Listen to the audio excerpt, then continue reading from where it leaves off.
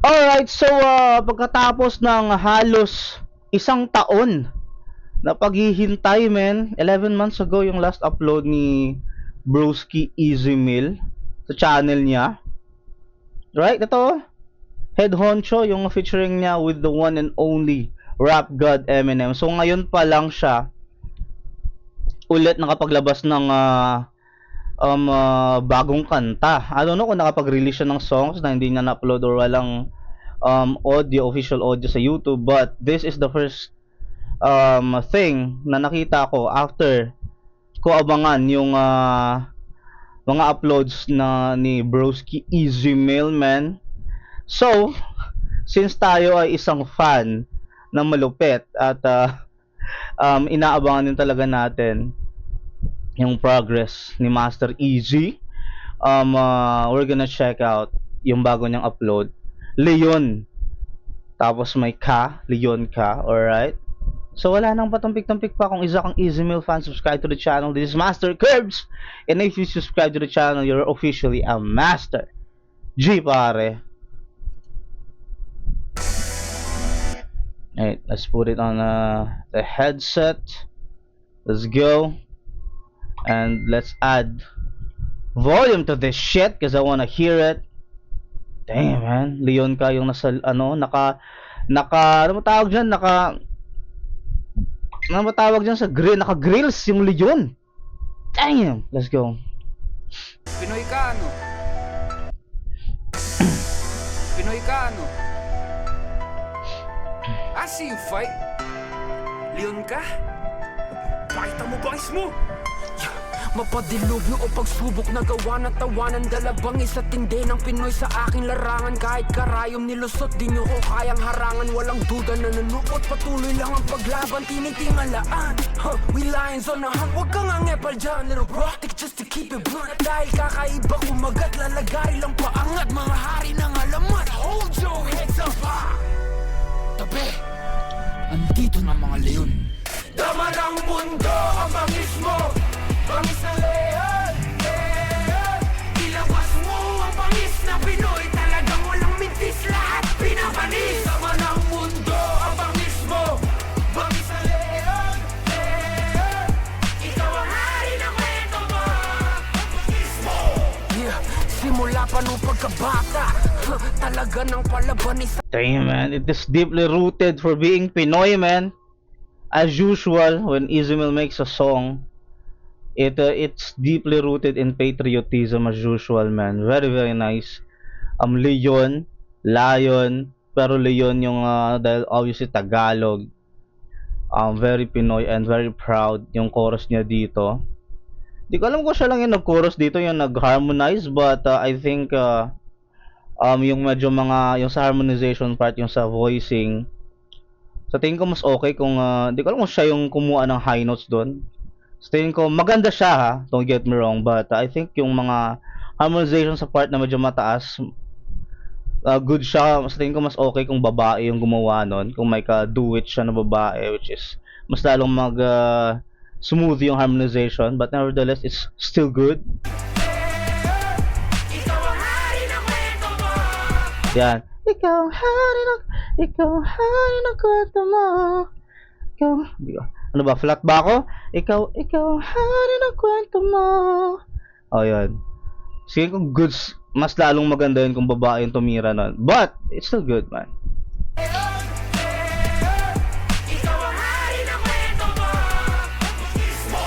Yeah, simula pa nung pagkabata, talaga ng palaban, isang kahig, isang tukalatong inaatrasan. Mundo'y puno ng buhaya, talangka at talakdan. Kaya sawang-sawa na ako, puro na lang hatakan. Tapos galing pa yung bangus. Puno ng buhaya, alakdan, kaya sawang-sawa na ako, man. Damn, the double entendre sa sawang-sawa. Sawang-sawa, at sawang-sawa kasi yung yung animal scheme doon. Damn, that's good. At talakdan, kaya sawang-sawa na ako, puro na lang hatakan. Tapos Simula pa nung pagkabata talaga ng palaban, isang kahig, isang tukalatong inaatrasan. Mundo'y puno ng buhaya, talangka at talakdan. Kaya sawang-sawa na ako, puro na lang hatakan. Tapos nanggagaling pa yung panguhusga sa mga pamemain o bata na parakit na para lang magkapera. Pangin sa bakal kahit isang dosenang kadena, kagat pa rin sa pangarap, mapakita lang sa buong mundo. Ang bangis mo, bangis na leon, ilabas mo ang bangis ng Pinoy. Talagang walang mintis, lahat pinapanis. Damn! Ang bangis mo, bangis na leon, Yeah! ikaw ang hari ng kwento mo. Ang bangis mo, ang tanging puhunan ay aking dugo at pawis, wala nang iba. Tuloy ang hawak sa bandera kahit pa mag-isa. Lakong pake sa laki ng sugat o galos pa ba Tangina namin, legit tuloy ang hawak sa bandera. Putang ina, legit yun pare. Kagaya nito, kakagawa niya bagong ano pa lang, no? At putang ina namin, kung hindi pa sapat na nilagay ni Easy Meal yung Tagalog rap, Tagalog words sa kanta ni Eminem, pare, walang hiya, no? Ina, talking about being proud of being a Filipino, man. Lingwahe ng Pilipinas nilagay ni Easy Meal sa kanta ni Eminem. Payag siya nun. Lupet, pare. Tsaka itong bagong kanta niya talagang shouting, being proud of being a Filipino, man. Isa kang leon. Na wag kang magpabully, 'di ba? Inang lupet, pare. Basta Easy Meal talaga, nakikita ko agad yung flag ng Pilipinas sa likod niya, eh. Ganon yung image rin na nakikita ko pag si Easy Meal yung tumitira, man. sa bandera kahit pa mag-isa. Lakong pake sa laki ng sugat o galos pa ba dahil mala General Luna. Kahit butas-butas pa ay diretso pa rin ang tingin ng angarap ng karangalan para sa bayan. Tangina, tas yung reference niya, General Luna, very Filipino. I've seen the movie and it hurts. Holy shit, gabing imagery doon.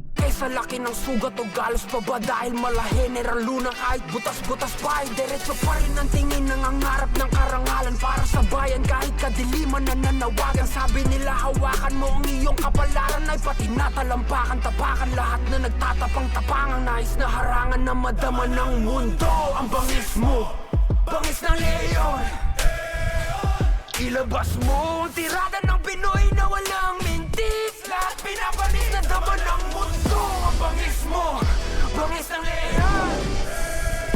Putang ina, goosebumps, nakaka-goosebumps yung damn! Shit! Parang ano siya, parang siyang anthem sa ano, or parang sigaw sa mga, ano ba tawag, ano ba yung, parang World Cup? Ang ina! Ganun yung feeling, eh, no? Parang anthem. Damn, holy shit! Mo ang tirada ng Pinoy na walang mintis. Lahat pinapanis na dama ng mundo. Ang bangis mo, bangis ng leon. Damn. Ikaw ang hari ng kwento mo. Mismo, ipadama sa mundo kung gaano ka kabangis. Ilabas mo ang bangis ng Pinoy. May kagat, may bangis. Lahat pinapanis sama ng mundo. Ang bangis mo, ang bangis ng leon. Yeah, yeah, yeah. Ah! Ang kwento mo, Ayun. ang bangis mo. Bangis mo. Bangis mo. Meron nag-R&B siya dito. Gumanong ganon siya. Tapos obviously nagra-rap siya. Tapos dito nagsiscream siya. He's just flexing, man. That he can do any genre and yeah. Ang gagawin mo, legit. Legit eh. At actually hindi niya na kailangan mag-flex eh. Excuse the fucking plane. Dadaan ng punyeta. Ito wait lang, sasabihin ako, importante to. Actually, yung mga ginagawa niyang ganyan na if he is proving his talent right here, kung gaano siya ka-versatile. You don't have to do that, bro. Ito lang kailangan makita ng mga nangdududa sa'yo. Shady Records. Fucking ina, di ba? Tapos ang usapan. Makita nila Shady Records, man. Tapos na. Di ba? Wala lang madaming ebas, pare. Shady Records. Alam ko ano din siya, dalawa, di ba? Dalawa, ano nga yung isa? Shady tsaka Aftermath ba yun? Hindi ko alam, makalimutan ko yung ano ni Dre. I forgot about it, pero alam ko same sila ni ano eh ni 50 Cent, 'di ba? Dalawa si label niya si Dr. Dre tsaka si Eminem at the same time, man. Fuck that, man. Let's go.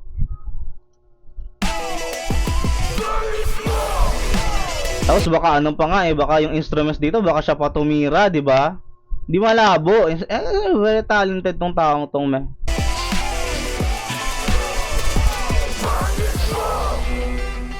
Listen, ikaw hari ng kwento mo.